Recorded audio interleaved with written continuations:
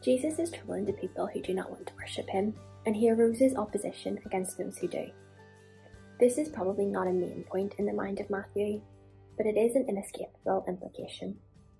As the story goes on, in this story, there are two kinds of people who do not want to worship Jesus. The first kind is the people who simply do nothing about Jesus. He is non-entity in their lives. This group is represented at the beginning of Jesus' life by the chief priests and scribes. Matthew 2:4 says, "Assembling all the chief priests and scribes of the people, inquired of them when the Christ was to be born. So they told him, and that was that, back to business as usual."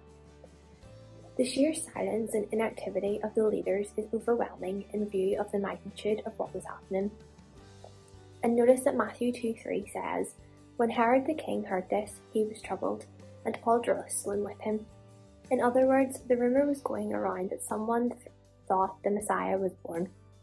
The inactivity on the part of the chief priests is staggering. Why not go with the Magi? They are not interested. They are not passionate about finding the Son of God and worshipping him. The second kind of people who do not want to worship Jesus is the kind who are deeply threatened by him. That's Herod in this story. He is really afraid. So much so that he schemes and lies and then commits mass murder just to get rid of Jesus.